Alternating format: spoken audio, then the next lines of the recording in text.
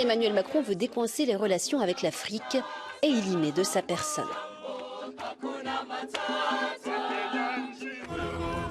Le sommet entre l'Afrique et la France était organisé pour la première fois dans un pays anglophone, le Kenya.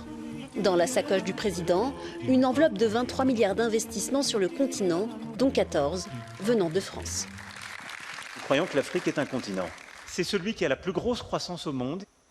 Et donc, il faut le regarder totalement différemment. Et en effet, c'est un continent que je ne veux plus que la France regarde d'un côté comme étant un précaré. C'est fini. Depuis 2017, c'est terminé cette époque. En 2017, dès son premier mandat, Emmanuel Macron tente d'imprimer sa marque. À Ouagadougou, devant un parterre d'étudiants, il livre sa vision des nouvelles relations franco-africaines. Je suis d'une génération de Français pour qui les crimes de la colonisation européenne sont incontestables et font partie de notre histoire. Avec Emmanuel Macron, les gestes symboliques se multiplient. Restitution d'œuvres pillées, reconnaissance des responsabilités de la France dans le génocide rwandais, rapport sur la guerre menée par la France au Cameroun entre 1945 et 1971. Premier président français né après les indépendances, Emmanuel Macron n'a pas perdu pour autant les vieux réflexes. Excuse me, everybody. Hey, hey, hey. Les points de friction restent nombreux, à commencer par l'Afrique de l'Ouest où la série de putschs militaires qui ont eu lieu au Mali, au Niger ou encore au Burkina Faso ont débouché sur un départ des troupes françaises. On veut que la France quitte notre pays pour aller dans son pays. Ici c'est Niger, c'est pas la France. Actuellement nous sommes là pour dégager la France. Emmanuel Macron a profité du sommet de Nairobi pour tendre à nouveau la main. Alors, cette stratégie est-elle payante? Rompre avec le passé, est-ce si simple? Emmanuel Macron a-t-il tenu sa promesse de renouveler les relations de la France avec l'Afrique? Nos trois invités pour ce débat, Myriam Amelal, bonsoir, journaliste et productrice à France 24. Vous êtes aux commandes du journal de l'Afrique. Vous considérez qu'Emmanuel Macron n'a toujours pas compris comment fonctionne le continent. Il est toujours dans une certaine manière dans la France-Afrique et les nouvelles générations ne supportent plus ce paternalisme. À côté de vous, Martial Zebelinga, bonsoir, économiste et sociologue. Selon vous, l'époque du précaré de la France en Afrique est terminée, mais c'est lié aux mutations de l'économie mondiale. La France a de facto, ajoutez-vous, une place moins importante dans les économies africaines. C'est mécanique. Et à côté de vous, Nicolas Normand, bonsoir, ancien ambassadeur de France, entre autres au Mali, au Congo-Brazzaville et au Sénégal. Votre essai « Le grand livre de l'Afrique » est paru aux éditions Erol. Vous estimez que le bilan d'Emmanuel Macron en Afrique est contrasté. Il n'y a pas eu de rupture sur les questions diplomatiques et militaires, mais il y a eu des avancées sur les questions économiques. Et on y reviendra évidemment après le sondage du jour. 93% des Kenyans ont une bonne image de la France, un chiffre tiré d'une enquête toute récente sur l'image donc de la France dans 9 pays africains. Et regardez ce qu'il en ressort, c'est qu'aujourd'hui la France est bien mieux considérée et de loin dans les pays anglophones que dans les pays francophones. Myriam Amelal, ça vous surprend ces chiffres ou pas du tout? Absolument pas, c'est tout à fait normal. Il n'y a pas d'histoire coloniale dans ces pays pour la France. Donc on voit la France avec un peu de recul et la France voit ces pays aussi avec un certain recul. Donc il n'y a pas ces relations conflictuelles comme on peut les voir, je vois la Côte d'Ivoire ou même avec le Sénégal en ce moment qui est dirigé par un président souverainiste. Donc on voit pas tout à fait, on considère pas tout à fait la même chose la France dans ces pays anglophones et c'est pour ça qu'Emmanuel Macron s'y est rendu. Et d'ailleurs, dès le début de son mandat, il s'est rendu au Ghana, qui est un pays anglophone. Il a tissé des liens avec le président de l'époque, Nana Akufo-Addo. Donc on a vu qu'il y avait cette volonté aussi de séduire ces pays africains anglophones. Et de dépassionner donc la relation. Je ne sais pas si c'est ça la volonté, mais je dirais plutôt diversifier. C'est-à-dire que je crois que la France, les relations entre la France et l'ancien précaré ont atteint un maximum. C'est-à-dire qu'elles ne peuvent probablement pas aller beaucoup plus loin, en tout cas en termes économiques, etc. Et on est plus dans un temps aujourd'hui qui est un temps, je dirais, vous avez dit souverainiste, un temps décolonial plus global. C'est-à-dire que les questions mémorielles, les questions historiques, les questions d'extractivisme, etc., sont mises au premier plan, de telle sorte qu'à mon sens, la politique qui est considérée comme la politique africaine de la France, elle va être de plus en plus faite à la demande des Africains et par les Africains quasiment. Nicolas Normand, en même temps, ce choix du Kenya, c'est aussi pour Macron une manière de concrétiser ce qu'il dit la fin du précaré de la France en Afrique. C'est aussi cela qu'il voulait signifier ? Alors, le président Macron, comme ses deux prédécesseurs, ont annoncé la fin de la France-Afrique, des changements radicaux dans la politique africaine. Rappelez-vous, Sarkozy, en 2007, il avait fait de la fin de la France-Afrique un objectif officiel de sa politique. Même chose pour ensuite François Hollande. Et en fait, ils n'ont rien changé. Et de nouveau, Macron n'a rien changé. Parce que qu'est-ce que la France-Afrique pour les Africains ? C'est la présence de bases militaires, c'est des expéditions militaires françaises dans le précaré, en Afrique francophone. C'est le franc CFA et c'est des injonctions, des ingérences dans la politique interne. Or, le président Macron a répété tout cela. Il a maintenu les bases militaires, il a maintenu Barkhane sans faire aucune critique de l'opération Barkhane, c'est-à-dire de la présence militaire. Il a même augmenté le nombre de soldats français. Il est passé de 4500 à plus de 5000 militaires français dans le Sahel. Et en plus, il n'a pas du tout envisagé la fin de cette opération. Il aurait dû au minimum faire le bilan et essayer de voir s'il fallait continuer de la même manière. Mais Myriam, si on regarde en termes d'économie, on va voir que les principaux partenaires commerciaux, ce ne sont plus les pays d'Afrique francophone. C'est le Nigeria, c'est l'Afrique du Sud, puis la Côte d'Ivoire seulement. C'est assez important, le différentiel. Voilà, il y a quand même une évolution, non, tout de même, dans les relations que la France noue maintenant avec le continent africain. Il y a eu une évolution, il y a eu aussi une dégradation des relations avec les pays qui ont abouti aussi sur on va dire ce manque d'investissement ou le recul de la France par rapport à d'autres puissances. On va se rattraper avec des pays anglophones. On peut se rattraper, c'était aussi l'objectif au Ghana. Alors le Ghana, je ne l'ai pas dit tout à l'heure, mais c'est un pays anglophone entouré de pays francophones. Donc c'était très intéressant d'un point de vue économique aussi, parce que beaucoup de gens parlent français au Ghana, et que ça pouvait aussi, d'un point de vue linguistique, parce que la langue française aussi recule, il ne faut pas l'oublier. Il y avait un objectif linguistique, mais aussi économique au Ghana. C'était vraiment un pays très intéressant. Mais c'est vrai que c'est plus facile aujourd'hui pour la France d'investir dans ces pays, parce qu'il n'y a pas cette relation conflictuelle, il n'y a pas cette histoire, cette question mémorielle, que dans d'autres pays où il y a eu des avantages. Je pense au Sénégal avec la pêche, par exemple, où les pêcheurs sénégalais étaient désavantagés par rapport aux pêcheurs de l'Union européenne. Donc il y a eu toutes ces choses, tous ces avantages qu'avait la France et, dans ces pays qui ont fait que les nouveaux présidents, je pense à Bassirou Diomaye Faye qu'on voyait tout à l'heure sur les images, président sénégalais, souverainiste, ou même les populations disent stop, maintenant on veut du gagnant-gagnant, on veut, et surtout que c'est une nouvelle génération qui n'a pas vécu... ils ne veulent plus, ces pays africains, de relations à sens unique avec la France. Écoutez ce qu'en dit le président kényan William Ruto. We understand as African leaders that we too have responsibilities. This relationship is not going to be one-sided. We will be expecting from France as they will be expecting from us. And they will be giving as much as we are giving. That is the win-win, mutually beneficial relationship.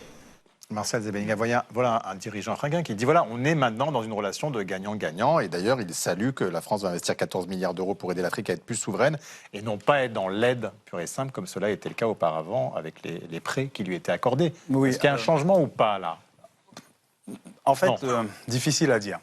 Vous avez pris le cas du Nigeria. Il faut comprendre une chose, c'est qu'en réalité, depuis la période coloniale, les principaux investissements sont des investissements de matières premières. C'est-à-dire que l'Afrique reste, malheureusement, dans une configuration assez précise, qui est une configuration coloniale au sens économique du terme, c'est-à-dire on exporte des matières premières et on importe des biens et services manufacturés. C'était exactement le cas avec le Nigeria. C'est l'extractivisme dont vous parliez tout à l'heure. Exactement. Oui, c'est exactement le cas aussi avec le Nigeria. C'est-à-dire qu'il y a une diversification des partenaires géographiques, parce que le Nigeria, c'est quand même un des plus grands producteurs aussi.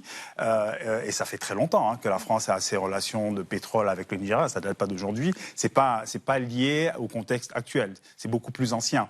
Donc, il reste en fait cette économie, disons, un peu coloniale après la colonie, justement, qui fait que il y a un butoir dans l'évolution des relations entre la France et les pays africains. C'est-à-dire que quand vous regardez, pas que la France, l'Union européenne, quand vous voyez comment les économies sont configurées, les Africains ont plus besoin aujourd'hui de transformer leurs économies, de les industrialiser, d'aller vers du contenu local, etc. etc. Et cette relation-là, ils la trouvent beaucoup moins avec les pays européens, donc la France. Ils vont plus la trouver avec l'Asie, avec aujourd'hui la Turquie, etc., etc. Ce qui fait que quand on parle justement de cette relation qui change, elle change mécaniquement par la force des choses et parce qu'on est dans un temps qui est un temps de décentrement, un temps décolonial, un temps où se provincialisent aussi les relations. On ne peut plus avoir des relations un peu de maître à esclave malheureusement ou de patron à voilà exactement. Nicolas Normand, il y a aussi les mots qui changent. Emmanuel Macron, il ne parle plus tant d'aide mais plutôt d'investissement. Est-ce que ça, c'est une manière un peu moins paternaliste de considérer le continent africain? Mais malheureusement, on appelle toujours Agence française de développement et on parle toujours d'aide au développement. Donc on n'a pas changé ces termes qui sont un peu humiliants parce que la main qui donne est au-dessus de la main qui reçoit, n'est-ce pas? Mais pourtant, les enveloppes ont réduit. Alors, et en plus, maintenant, le sommet Africa Forward, qui s'est tenu aujourd'hui et hier, mettait l'accent sur l'investissement et le développement des relations avec les entreprises. Ça, c'est une bonne chose. Mais ce qui freine les investissements, ce n'est pas tellement les entreprises occidentales, c'est les conditions d'investissement en Afrique qui sont difficiles parce qu'il n'y a pas beaucoup d'état de droit, souvent. Donc, il y a des problèmes de contentieux avec les entreprises qui sont difficilement réglés, une incertitude juridique, une incertitude même quelquefois sécuritaire, et puis un manque d'infrastructures, un manque même de cadres locaux formés, donc un manque de système éducatif performant. C'est ça les vrais freins. Ça explique que le continent africain dans son ensemble ne reçoit que 3% des investissements directs étrangers dans le monde. Donc c'est très peu par rapport à l'Asie qui en reçoit 40%. Je ne suis pas convaincu par l'explication. Il y a d'abord parce que, vous savez, dans les pays dits pauvres, entre guillemets, le taux de rentabilité du capital est en général plus élevé. Par définition. Donc, en gros, les entreprises qui sont positionnées sur les marchés africains, leur bénéfice, en général, est plus élevé. Donc, ça veut dire que si ce n'était qu'une question de calcul économique de ce point de vue-là, elles investiraient. Mais ça n'a pas aujourd'hui ce qui se passe. Il y a un déficit d'investissement, quand même. Oui, ça n'a pas été la réindustrialisation, justement, que vous appelez de vos voeux. Exactement. Ce qui se passe, c'est que, on va dire que l'Afrique, historiquement, est spécialisée dans les matières premières. Et c'est cette spécialisation qui est dure, qui est extrêmement difficile à dépasser. C'est pour ça qu'aujourd'hui, il faut penser les choses différemment. Je ne suis pas tout à fait d'accord quand vous dites qu'il y avait l'aide avant. Il n'y a jamais eu l'aide. Il y a toujours eu l'intérêt. Il y a eu des catégories, des catégories institutionnelles ou administratives qu'on appelait aide, mais qui étaient des prêts. L'Agence française de développement fait principalement des prêts. Donc il n'y a jamais eu d'aide aux Africains. Par contre, si on regarde bien les processus historiques, l'aide, elle a pu venir d'Afrique vers la France et vers l'Europe. C'est-à-dire que si on regarde les mouvements de matières premières, si on regarde les mouvements des flux exactement financiers, si on regarde également les flux financiers illicites, parce que c'est extrêmement important de savoir qu'aujourd'hui, on a autour de 80 milliards chaque année qui reviennent, qui quittent l'Afrique et qui viennent en Occident en termes de flux financiers illicites par le jeu de... Voilà. Il faut donc corriger ce qui vient d'être dit parce que... Rapidement, parce qu'il faut qu'on évoque la dimension mémorielle. Ce sont des prêts concessionnels, n'est-ce pas, qui ne sont pas un taux de marché. Donc il y a une partie d'aide budgétaire dans ces prêts. Moi, je voudrais juste dire très rapidement que Emmanuel Macron a tout de même capté quelque chose dans cette nouvelle Afrique, avec cette nouvelle génération qui est entrepreneuse, qui est dynamique. Et ça, c'était quand même un bon début. Et parce qu'il est lui-même jeune. Parce qu'il est lui-même jeune. C'est une autre génération d'après les colonies. Exactement. Et ce qui est intéressant aussi, c'est que cette jeunesse, justement, veut sortir de tout cela. Moi, j'avais parlé avec des jeunes et j'avais aussi m'étais entretenu avec l'ancien président sénégalais Macky Sall qui disait il faut qu'on sorte de ce schéma colonial où la Côte d'Ivoire ne produit que du cacao, où le Bénin produit du coton. Il faut changer tout ça et c'est une nouvelle génération qui veut aussi changer tout ça. Alors on va évoquer. C'est probable que justement ce ne sera pas à l'initiative de la France et des Européens. C'est justement ça. On verra, mais en attendant, on va évoquer avec vous trois et avec Anna un événement récent qui a eu lieu à l'ONU autour de la reconnaissance de ce crime épouvantable que fut l'esclavage. Oui, c'était le 25 mars. L'ONU a adopté une résolution historique qui a reconnu l'esclavage comme crime le plus grave contre l'humanité. Cette résolution, elle est non contraignante et elle a été portée par le président du Ghana, John Dramani Mahama, et par l'Union africaine. Et elle invite donc les États responsables de la traite, les États-Unis et l'Europe, à présenter des excuses officielles et a envisagé des compensations financières dans un souci de réconciliation. Il faut rappeler que pendant près de 4 siècles, 12 millions d'Africains ont été déracinés, enlevés de force, torturés et exploités en Amérique au profit des puissances coloniales occidentales. Est-ce que la résolution a été adoptée à l'unanimité, Anna? Non. 123 pays ont voté pour, 3 contre, les États-Unis, Israël et l'Argentine. Et 52 pays se sont abstenus, dont le Royaume-Uni, les pays de l'Union européenne et la France, au motif qu'elle ne voulait pas créer de hiérarchie entre les crimes contre l'humanité. Nous refusons de mettre en compétition les souffrances, a ajouté Jean-Noël Marot, le ministre des Affaires étrangères, tout en reconnaissant la nécessité d'un travail, je cite, de mémoire et de vérité sur notre passé. Et puis début avril, donc quelques semaines après, lors de la visite du président ghanéen en France, l'entourage d'Emmanuel Macron a laissé entendre que Paris serait peut-être prête à ouvrir un débat maintenant sur les réparations de l'esclavage. Alors Nicolas Normand, est-ce que cette abstention de la France à l'ONU, c'est quelque chose qui a été mal vécu en Afrique? Oui, ça a été mal vécu. À mon avis, c'est une erreur diplomatique de s'être abstenu, parce que le prétexte qu'il ne doit pas y avoir de hiérarchie dans les crimes contre l'humanité ou les génocides ne tient pas. Enfin, je veux dire, ce qui était important, c'était de condamner symboliquement l'esclavage. On l'a fait par des lois en France. C'est pas le seul pays qui s'est abstenu. Alors, on est un des rares pays à l'avoir reconnu publiquement par des lois, n'est-ce pas? Donc ça, c'est une bonne chose. Mais il fallait être cohérent avec nous-mêmes à l'ONU. Il fallait peut-être aussi rappeler que les pays musulmans, n'est-ce pas, ont contribué beaucoup à l'esclavage. Ça a duré quand même du 8e siècle jusqu'au 19e siècle, pratiquement, alors que l'esclavage occidental a duré du 15e ou 14e siècle jusqu'au 18e siècle. Et Marcel Zabelinga, tout de même, Emmanuel Macron a fait tout un travail dans la restitution d'œuvres d'art. Il a reconnu la responsabilité française dans le génocide rwandais. Il y a eu des avancées tout de même mémorielles ou pas, vous diriez, sous ces 2 quinquennats? Alors je dirais que c'est peut-être le domaine dans lequel la déception va être la plus grande. Oui, parce qu'en réalité, si on prend la loi sur la restitution, la loi sur la restitution donne l'impression de passer de restitutions qui étaient parlementarisées, on va dire. La loi dit on ne passe plus par le Parlement. Okay. Donc, a priori, ça donne l'impression de faciliter les processus de restitution. Sauf que dans le contenu de la loi, il y a des commissions. Donc, en gros, on va repasser au cas par cas. On va avoir 2 commissions, une commission nationale et une commission ad hoc. Donc on n'a pas tant avancé que ça. Et pour terminer, pour l'aspect mémoriel, en réalité, l'objectif qu'il y a on ne peut pas administrer la mémoire, on ne peut pas administrer l'histoire et passer par des commissions. Ça ne fonctionne pas. Et il faudra criminaliser les processus qui devraient l'être. Amelal, vous êtes aussi sévère que votre voisin? Alors, je ne suis pas sévère à 100% parce que factuellement, Emmanuel Macron en a fait beaucoup. On ne peut pas le nier. Il y a eu l'Algérie, même si c'est un sujet très vaste qu'on ne va pas aborder ici, mais il a fait plus que n'importe quel président de la Ve République. C'est la perception de ce qu'il a fait. Il y a eu le Rwanda, il y a eu le Cameroun avec la restitution des archives sur la guerre du Cameroun, il y a eu l'affaire de Tiaroy aussi, même si à chaque fois, de l'autre côté, ce n'est pas toujours bien accueilli, parce que même si en France, c'est considéré comme un très gros effort, de l'autre côté, c'est considéré comme une politique des petits pas, quoi.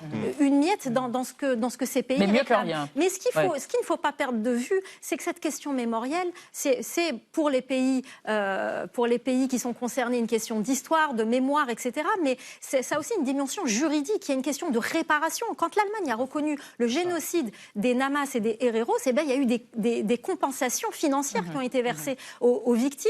Et ça, c'est une question aussi qui bloque. Qui reste en suspens. Alors, on va évoquer la France, qui n'est plus donc le gendarme du continent et sur le continent africain, avec notre archive.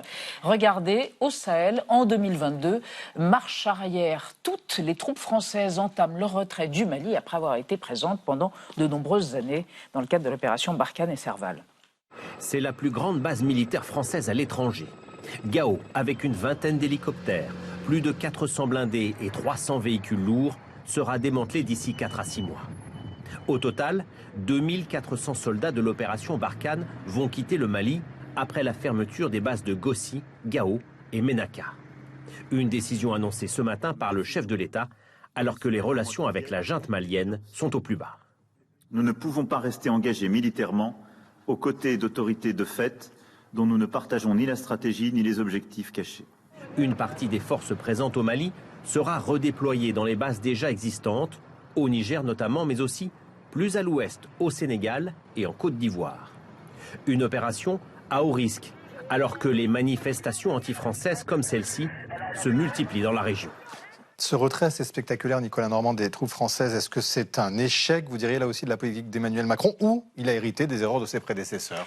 Alors, les deux, parce qu'il a hérité des erreurs du président François Hollande, qui avait lui-même prolongé l'opération Serval en 2013 jusqu'à la fin de son mandat. Et en 2017, le président Macron a continué l'opération Barkhane sans la remettre en cause.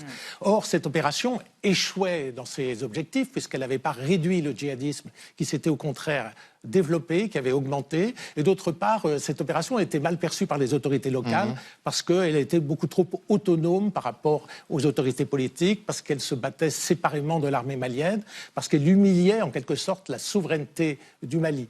Alors, le président Macron a évoqué ceci lors du sommet Africa Forward de façon assez maladroite. Sur le Mali, vous voulez dire notamment en disant qu'il était face à l'offensive djihadiste, ils ont eu tort, les dirigeants ont eu tort de se débarrasser des Français. Oui, alors d'ailleurs, l'ancien Premier ministre du Mali, Choguel Maïga, du fond de sa prison, a sorti aujourd'hui un communiqué protestant contre cette intervention du président Macron à Nairobi, en rappelant la vérité, qui est que, en fait, l'opération Barkhane a été stoppée par le président Macron lorsqu'il y a eu le deuxième coup d'État à Bamako en mai 2021.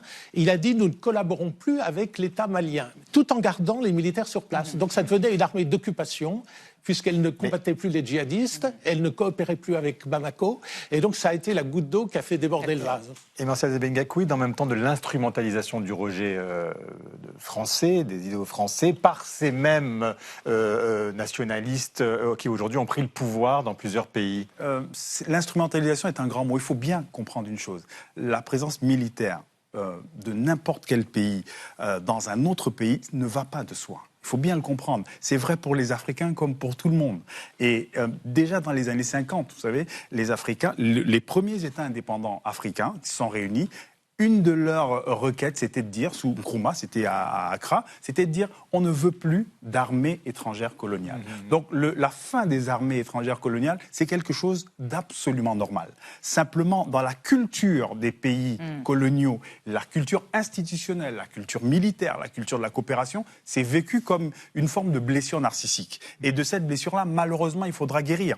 Parce que c'est dans l'ordre des choses. Et je pense que ça va. C'est normal que les Africains assurent entièrement la responsabilité de la sécurité de leur territoire, quelles que soient les épithètes sur lesquelles qu'on leur colle. Je pense que c'est normal qu'il en soit ainsi. Encore plus pour l'armée coloniale, encore plus quand c'est l'armée coloniale qui revient, n'est-ce pas? Quand c'est des casques bleus, ça passe mieux. Absolument, absolument. Merci à tous les trois d'être venus